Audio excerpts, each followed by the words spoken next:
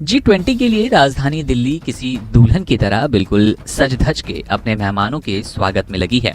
उनका आतिथ्य सत्कार किया जा रहा है। प्रधानमंत्री नरेंद्र मोदी की अध्यक्षता में हो रहे G20 शिखर सम्मेलन में कई देशों के राष्ट्राध्यक्ष पहुंचे हैं।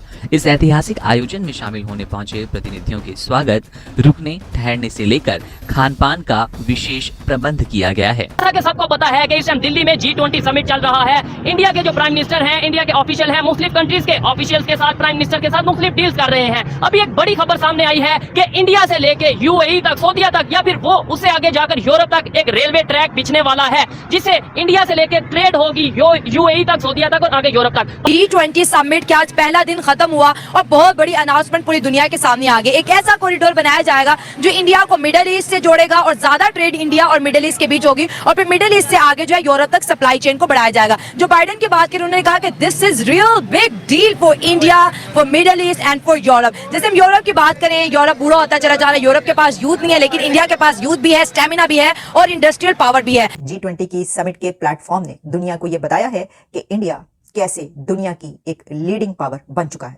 और इंडिया ने इस G20 की समिट में ये पिच किया है, दुनिया को बताया है कि अगले चंद सालों में ये मुल्क भारत कहां पर पहुंचेगा और इस वक्त ये किस जगह पर खड़ा है। भारत के अलग अलग व्यंजनों को भारतीय थाली में परोसा गया। इन बिहार का फेमस लिट्टी चोखा, बाजरे के साथ बनी राजस्थानी दाल बाटी चूरमा, बंगाली रसगुल्ला, पंजाब की फेमस दाल तड़का, दक्षिण भारत का उत्पम, इडली और मसाला डोसा, उरुलई वाथकल मालाबार का पराठा, इडली सांबर, अनियन चिली उत्पम, मसीरू डोसा, चांदनी चौक के स्वादिष्ट व्यंजन भी इसमें शामिल रहे। की मीटिंग चल रही है, उनमें एक डील हुई है इंडिया और सऊदीया UAE की, कि वो इंडिया से लेके UAE तक, सऊदीया तक रेलवे ट्रैक बिछाने वाले हैं और मे भी वो ट्रैक आके यूरोप तक जाए। ये नहीं कि हमको हमारे में जज्बा तो है ना, उनसे ज्यादा है। अच्छा, जज्बा ज्यादा है। जज्बा हमारे में इसमें ये है कि अगर हम शहीद होते हैं तो हमें सीधी जन्नत है, ये तो हमें एक है ना।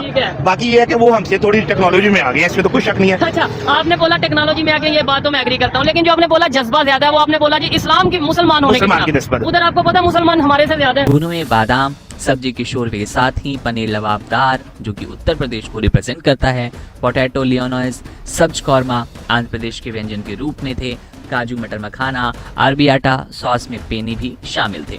इसके अलावा ज्वार दाल तड़का, प्याज जीरा का पुलाव, पंजाब वाला, तंदूरी रोटी, बटर नान, कुलचा शामिल रहे।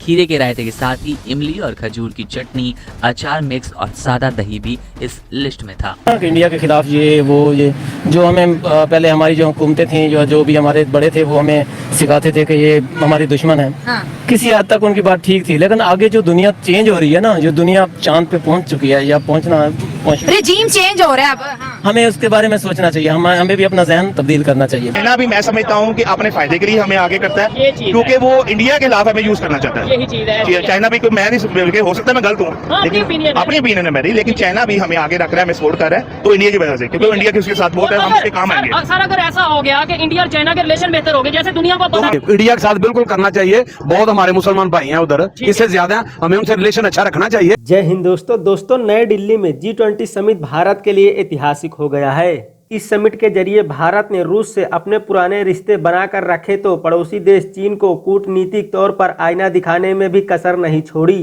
चीन BRI प्रोजेक्ट के जरिए सड़क बनाते रह गया और भारत ने रेल और जहाज से यूरोप तक पहुंचने का खाका खींच दिया है। शनिवार को शिखर सम्मेलन के पहले दिन Bharat middle east Europe economic corridor का ऐलान किया गया है। यह कॉरिडोर कई मायने में अहम माना जा रहा है। इस गलियारे में कई देशों को शामिल किया गया है। यह project partnership for global infrastructure investment नाम की पहल का हिस्सा है। शनिवार को नई दिल्ली में भारत, अमेरिका, सऊदी अरब, संयुक्त अरब अमीरात, फ्रांस, जर्मनी, इटली और यूरोपीय संघ के नेताओं ने संयुक्त रूप से एक समझौते ज्ञापन पर साइन किया। यह कॉरिडोर सीधे तौर पर चीन के बेल्ट एंड रोड इनिशिएटिव को चुनौती देगा। इसके साथ ही आर्थिक गलियारे की मदद से एशिया, यूरोप और अफ्रीका को जोड़ा जाएगा और व्यापार और इंफ्रास्ट्रक्चर नेटवर्क को स्थापित किया जाएगा। इस कॉरिडोर की मदद से अतिरिक्त एशियाई देशों को आकर्षित करने की कोशिश रहेगी। इससे क्षेत्र में मैन्युफैक्चरिंग, फूड सिक्योरिटी और सप्लाई चेन को बढ़ावा मिलेगा। दोस्तों, भारत में हो रहे G20 और इन डीलों पर पाकिस्तानी मीडिया बातें कर रहा है। इस वक्त इंडिया उस जगह पर है कि जहां पूरी दुनिया के लीडर्स इंडिया में उतरते हैं, वहां पर उनको वेलकम किया जाता है और स्टेज पर जो पहिया लगाया गया, जो व्हील आपने देखा, वो उनकी भारत पूरी दुनिया का आह्वान करता है कि हम मिलकर सबसे पहले इस ग्लोबल ट्रस्ट डेफिसिट को एक विश्वास, एक भरोसे एंड शिपिंग प्रोजेक्ट अनाउंस कर दिया गया है, वो कि अभी ऑफिशियली अनाउंस नहीं किया गया।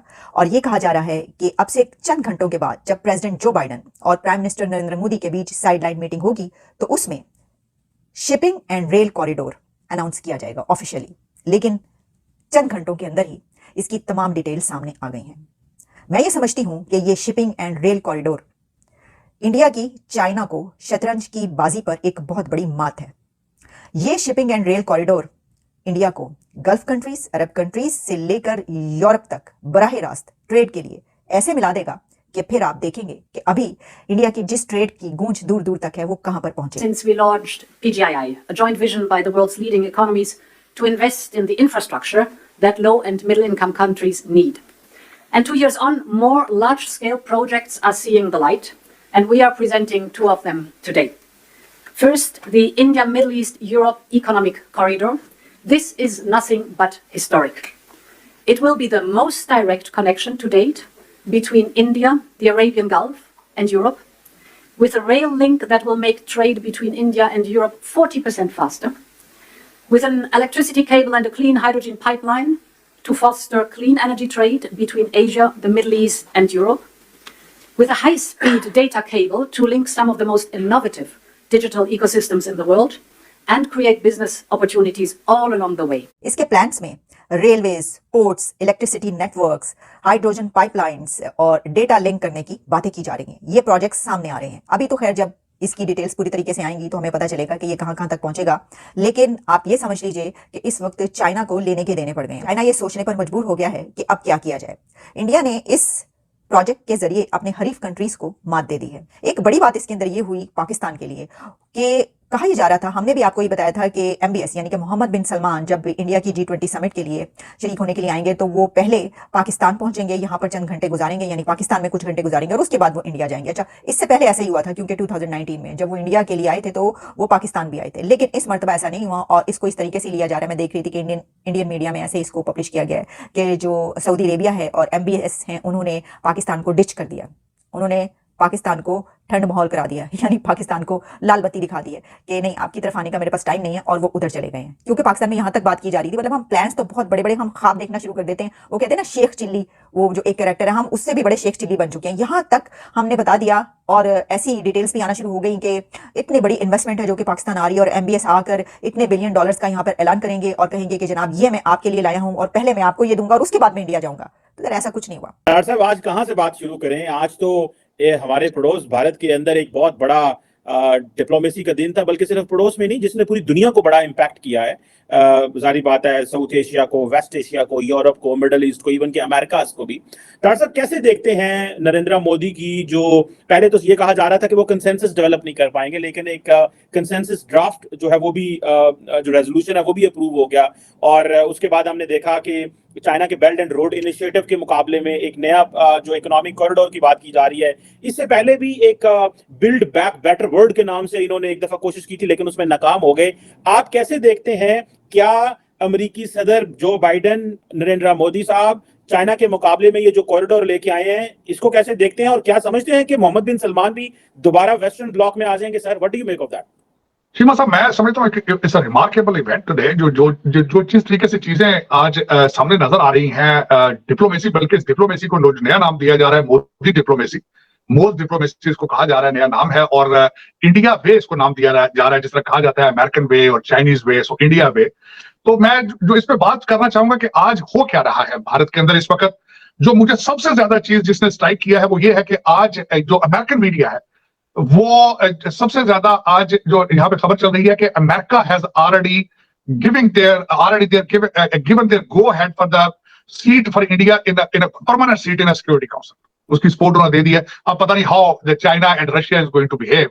इस G20 की आज की जो मैं समझता हूँ सबसे बड़ी सिग्निफिकेंस जो अनाउंसमेंट है वो मैं समझता हूँ ये है कि Bharat is getting very close, inches away from the getting a permanent seat in United Nations security council. मैं सबसे बड़ी न्यूज तो मैं समझता हूँ ये जो एक भारत की ख्वाहिश थी, जिसके लिए उन्होंने इतनी कैंपेन चलाई, जिसके लिए मोदी साहब अमेरिका आए, फ्रांस गए, उसके बाद ग्रीस गए, यूएई गए, जकार्ता गए, और जो एक नए ब्लॉक में जिस तरीके से वो अपने आप को प्रमोट करते रहे, भारत को प्रमोट करते रहे, मैं समझता हूँ this is extreme of it. और जिसकी वजह से उन्होंने वो जो उनका एक अल्टीमेट ऑब्जेक्टिव था, उसके how close they are getting to that, उसकी एक तो सबसे बड़ी आज सिग्निफिकेंस मैं ये समझता हूँ वो है। दूसरा, आज जो ये हुआ बिलखसूस जो इस G20 को अंडरमाइन करने के लिए चाइना के प्रीमियर नहीं आए, सदर नहीं आए, उसके बाद पुतिन नहीं आए, मोदी जी का 9 घंटे के लिए ट्रिप जकार्ता लगाना, वहां पे जाके मैरीटाइम रूल्स की बात करना, वहां जाके साउथ चाइना सी की बात करना, दर हकीकत वो डायरेक्ट अटैक था ऑन द चाइना, और वेस्टर्न जो एजेंडा था वेस्टर्न सिविलाइजेशन का, वेस्टर्न कंट्रीज का, उसको प्रमोट करना, वो उन्होंने बड़े टेक्निकल तरीके से उसको इस्तेमाल किया, फिर वापस आए। आपने जिस तरह फरमाया कि मोहम्मद बिन सुलेमान सोचने पर मजबूर हो गया है कि I should either go with the Chinese camp और I should remain with the western countries. मैं समझता हूँ ये भी बहुत बड़ी अचीवमेंट है, और ये अचीवमेंट भारत को इसका क्रेडिट जाता है, मोदी जी को क्रेडिट जाता है, who has set the tone for that। अभी इंडिया में G20 की मीटिंग चल रही है, मतलब दुनिया के बड़े बड़े जो कंट्रीज हैं वहां पे आए हैं और वो मीटिंग कर रहे हैं, और अभी उनमें से सऊदीया और यूएई के साथ इंडिया वाले डील करने जा रहे हैं कि भाई इंडिया से लेके यूएई सऊदीया तक रेल ट्रैक बिछने वाला है। क्या कहेंगे, इतने बड़े बड़े प्रोजेक्ट वो लोग कर रहे हैं, दुनिया में अपनी डील्स कर रहे हैं, और पाकिस्तान में जो सिचुएशन है इस टाइम, जो पाकिस्तान की सूरत हाल है वो बहुत नाजुक है। हम आते हैं मीडियम तबके पे, ठीक है ना, तो जो नीचे का तबका है और जो बहुत ऊपर वाला तबका है वो फिर भी सुकून में है, क्यों, वो मांग भी सकते हैं, वो और भी काम कर सकते हैं। देखिए, एक मैं बात करूं, अल्लाह माफ करे, मैं किसी की हर्ट नहीं करना चाहता, ऊपर वाला ज्यादा मांग रहे हैं, जो हमारे पॉलिटिशियन वो तो अरबों खरबों में मांगते हैं ना, डॉलरों में, बल्कि अरबों खरबों डॉलरों में। हम जो है ना स्पेस पर, जिनको अपनी इज्जत भी प्यारी होती है और घर के निजाम भी चलाने होते हैं, सारे मामले करने होते हैं, और हाथ भी नहीं ऐसे करना था, वो ज्यादा मुश्किल में इस टाइम फंसा होता है। बाकी ये जो आपके एक पर्सन की, अब मेरी है ना तो हालात खराब है, आपके तो हालात टाइट है, उनके तो हालात, तो इसी तरह चलता चलता जो दायरा ना वो बढ़ता बढ़ता पूरे मुल्क के हालात खराब है, पूरा कंट्री के हालात खराब है। लेकिन सवाल ये है, मैं जो कर रहा हूँ कि मतलब टॉपिक ये है कि भाई वहाँ पे जो डील्स हो रही हैं, उनकी माशी हालत देख ले और हमारी देख ले। अब किसी ने इन्वेस्टमेंट करना है, अब मेरे पास मेरे शॉप है, अगर वो आपको कुछ नजर आएगा तो आपने उसमें इन्वेस्टमेंट करनी है, नहीं तो आपने नहीं करनी। अब मेरे पास लाख रुपए मेरे पास, वहाँ करोड़ की इन्वेस्टमेंट किस तरह करेंगे?